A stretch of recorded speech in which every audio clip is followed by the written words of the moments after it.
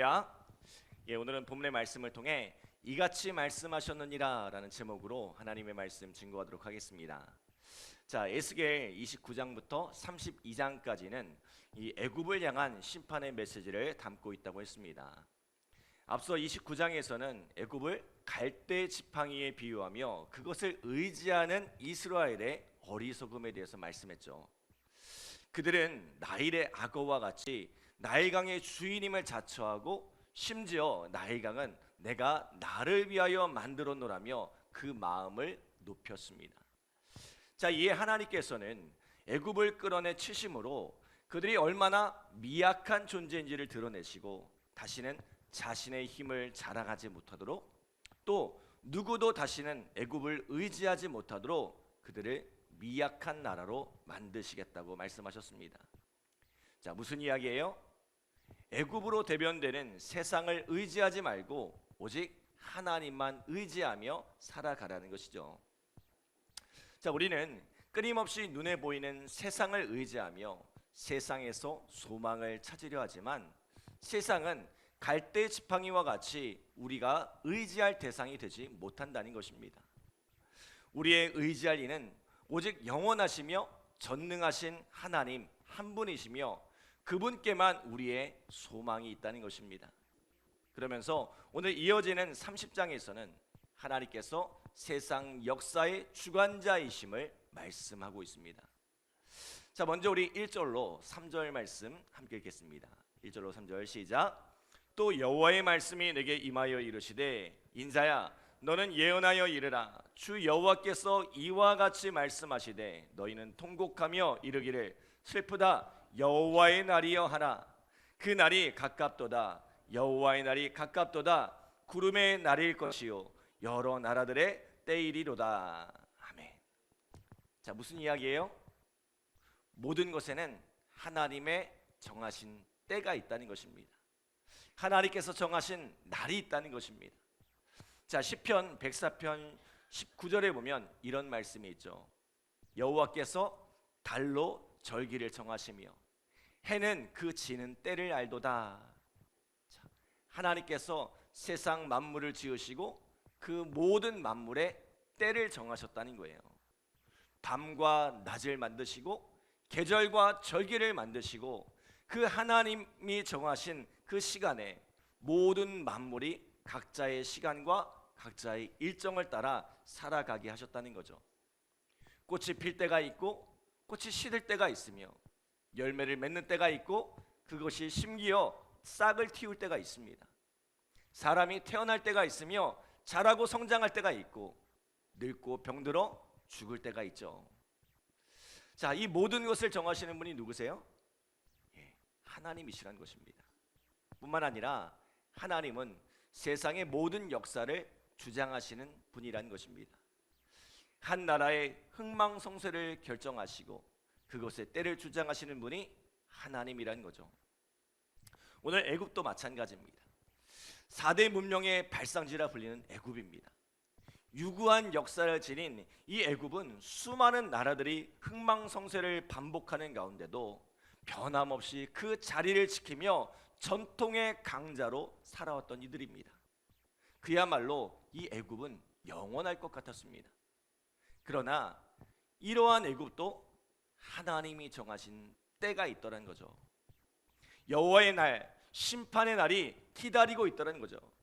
하나님께서 여기가 너의 끝이야 라고 말씀하시니 그 오랜 역사를 자랑하던 나라가, 그 강대했던 나라가 힘을 잃고 사라지더라는 것입니다. 어제 나일의 악어 애굽은 이 나일강이 내 것이고 내가 나를 위하여 그것을 만들었다고 자랑했습니다. 그런데 시간을 대하는 우리의 태도도 이와 다르지 않습니다.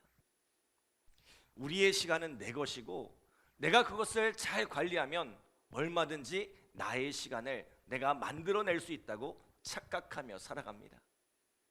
그러나 이거 아세요? 시간은 우리의 것이 아닙니다. 시간의 주인은 하나님이시고 우리는 그 하나님이 정하신 시간표 안에서 살아가고 있을 뿐입니다. 모든 것에는 하나님의 정하신 때가 있습니다. 우리는 그때에 관심을 두지만 그때가 언제인지를 알고 싶어 하지만 그때는 우리의 소관이 아니란 거죠. 사도행전 1장 7절에 보면 이런 말씀이 있죠. 이르시되 때와 시기는 아버지께서 자기의 권한에 두셨으니 너희가 알 바 아니요. 때와 시기는 이 아버지의 권한이란 거예요. 그것은 우리의 알 바가 아니란 거죠. 우리의 몫은 그저 하나님께서 허락하신 그 시간 안에서 우리가 해야 할 일들을 묵묵히 감당하며 살아가는 것입니다. 어제도 신방을 갔다가 이제 교회의 부흥에 대한 이야기를 나눴습니다. 우리 모두는 부흥의 날들을 꿈꾸고 기대하죠. 그러나 그 역시도 우리가 정하는 것이 아니란 거죠. 내가 이뤄보겠다고 발버둥 쳐서 얻을 수 있는 것이 아니란 것입니다.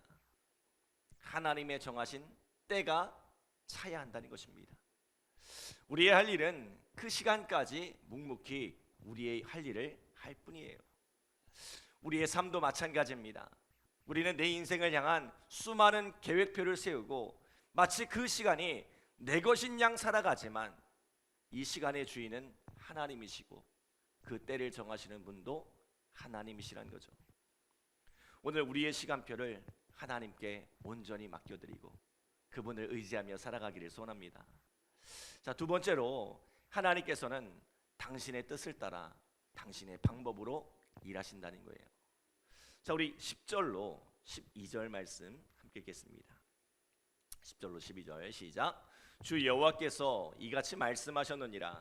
내가 또 바벨론의 느부갓네살 왕의 손으로 애굽의 무리를 끊으리니 그가 여러 나라 가운데 강포한 자기 군대를 거느리고 와서 그 땅을 멸망시킬 때에 칼을 빼어 애굽을 쳐서 죽임당한 자로 땅에 가득하게 하리라. 내가 그 모든 강을 마르게 하고 그 땅을 악인의 손에 팔겠으며 타국 사람의 손으로 그 땅과 그 가운데 있는 모든 것을 황폐하게 하리라. 나 여호와의 말이니라. 아멘. 자, 앞서서도 나눴지만 이 바벨론 왕 느부갓네살은 하나님을 알지 못하는 이방의 왕입니다. 게다가 그는 강포한 군대를 거느리고 세상을 짓밟는 악한 자였지만 이러한 이조차도 하나님의 뜻 안에 있다는 거예요. 이 강포한 나라, 강포한 왕이 하나님의 통제를 벗어나 폭주하는 것이 아니라 하나님께서 그 강포함마저도 하나님의 도구로 사용하시더란 거죠. 세상에 악이 창궐하고 사단이 활개를 치지만 결국은 그조차도 하나님의 계획과 섭리를 벗어나지 못한다는 것입니다. 제가 좋아하는 말씀 시편 139편 16절로 18절에 보면 이런 말씀이 있습니다. 내 형제일이 이루어지기 전에 주의 눈이 보셨으며 나를 위하여 정한 날이 하루도 되기 전에 주의 책에 다 기록이 되었나이다. 하나님이여, 주의 생각이 내게 어찌 그리 보배로우신지요, 그 수가 어찌 그리 많은지요, 내가 세려고 할지라도 그 수가 모래보다 많도소이다.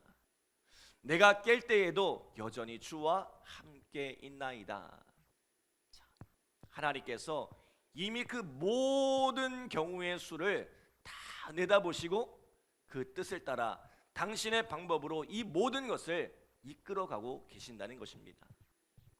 우리는 감히 그 수를 또 그 뜻을 헤아릴 수 없지만 하나님께서는 이미 이 모든 일을 헤아리고 계신다는 거죠.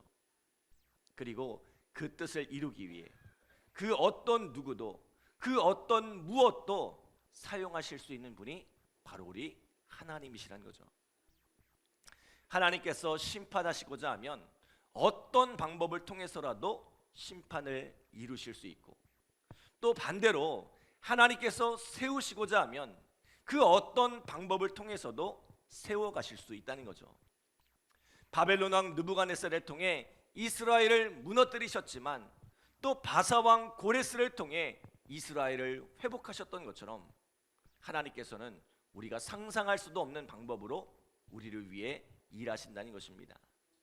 그러므로 오늘 우리가 겸손하여 하나님의 뜻을 구하면 하나님은 우리가 상상할 수도 없는 방법으로 우리를 도우시고 생각하지도 못했던 곳에서 도울 자를 만나게 하셔서 그 삶을 견고히 세워가시더란 것입니다. 여러분, 오늘 이 능력의 하나님이 우리 성도들의 삶 가운데 함께 하셔서 우리를 도우시고 또 우리를 세워가시는 귀한 은혜가 함께하기를 간절히 기도합니다. 자, 마지막으로 22절로 25절 말씀 함께 읽겠습니다. 22절로 25절 시작.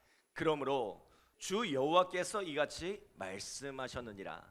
내가 애굽의 바로 왕을 대적하여 그 두 팔 곧 성한 팔과 이미 꺾인 팔을 꺾어서 칼이 그 손에서 떨어지게 하고 애굽 사람을 문나라 가운데로 흩으며 뭇백성 가운데로 해칠지라. 내가 바벨론 왕의 팔을 견고하게 하고 내 칼을 그 손에 넘겨주려니와 내가 바로의 팔을 꺾으리니 그가 바로 왕 앞에서 고통하기를 죽게 상한 자의 고통하듯 하리라. 내가 바벨론 왕의 팔은 들어주고 바로의 팔은 내려뜨릴 것이라. 내가 내 칼로 바벨론 왕의 손에 넘기고 그를 들어 애굽 땅을 치게 하리니 내가 여호와인 줄 그들이 알리라. 아멘. 사실 애굽은 힘이 약한 나라가 아니었습니다. 애굽은 여전히 강성했고 많은 나라들이 의지했던 나라입니다. 그러나 그러한 애굽의 팔을 누가 꺾으셨어요? 하나님께서 꺾으셨다는 것입니다. 자기의 가진 것을 자랑하고 그 힘을 자랑했지만 하나님 앞에서는 그 가진 것도 그 힘도 아무것도 아니더란 거죠. 어제도 말씀드렸지만 우리가 가진 것이 아무리 많아도 내 힘이 아무리 강건해도 하나님이 불어버리시면 힘없이 날아가는 것이 우리의 인생입니다.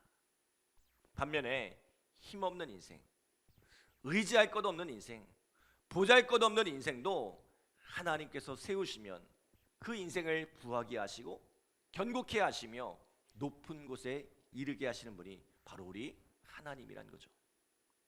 때문에 이사야 40장 29절로 31절에 보면 이렇게 말씀합니다. 피곤한 자에게는 능력을 주시며 무능한 자에게는 힘을 더하시나니 소년이라도 피곤하며 곤비하며 장정이라도 넘어지며 쓰러지되 오직 여호와를 앙망하는 자는 새 힘을 얻으리니 독수리가 날개치며 올라감 같을 것이요 다른 박질하여도 곤비하지 아니하겠고 걸어가도 피곤하지 아니하리로다. 하나님을 의지하는 자에게 무능한 자도 힘을 얻고 피곤한 자에게는 새 힘과 능력을 주시는 분이 바로 우리 하나님이시란 거죠. 사랑하는 여러분, 오늘 우리는 이 하나님의 뜻과 계획 안에 살아가고 있습니다. 시간을 주장하시는 이도 하나님이시요 그 뜻과 방법을 주장하시는 이도 하나님이시요 그리고 우리의 힘과 능력을 주장하시는 그분도 역시 하나님이란 것입니다. 오늘도 겸손하게 이 하나님을 의지하고 그 하나님을 기대하며 살아가는 우리 믿음의 성도들이 되시길 바랍니다. 그래서 우리의 하나님이 우리의 삶을 축복하시고 우리의 인생 가운데 하나님께서 계획하신 그 놀라운 일들을 이루어 가시는 은혜를 경험하며 살아가기를 간절히 기도합니다. 기도하겠습니다. 하나님 감사합니다. 복된 새벽을 깨워주시고 또 귀한 말씀으로 우리의 삶을 인도하여 주심에 감사드립니다. 하나님, 세상 모든 만물의 주관자가 하나님이시요 또 우리 인생의 주관자가 하나님이심을 고백합니다. 우리는 우리의 시간을 내 것인 양, 내가 만들 수 있는 것인 양 살아가지만 그 모든 시간의 주인이 하나님이심을 고백합니다. 오늘 우리의 시간을 온전히 하나님께 맡겨드리게 하시고 또 우리의 모든 방법을 하나님께 맡겨드리게 하여 주시옵소서. 세상의 방법, 내 계획을 의지하지 않고 오직 하나님께서 이루실 그 하나님의 뜻을 바라보며 살아갈 수 있도록 우리의 삶을 인도하여 주시고 또 그 하나님을 의지하여 하나님이 공급하시는 힘을 공급받고 하나님이 주시는 지혜와 그 하나님이 주시는 능력을 힘입어 살아가는 오늘 우리의 삶이 되어질 수 있도록 주님 축복하여 주시옵소서. 오늘 이 새벽에도 그 하나님을 의지하고자 주 앞에 나와 기도하오니 우리의 삶을 주께서 주장하여 주시고 이 하루도 하나님의 뜻 가운데 살아가는 복된 삶이 되어질 수 있도록 주님 축복하여 주시옵소서. 감사드리며 예수님의 이름으로 기도드립니다. 아멘.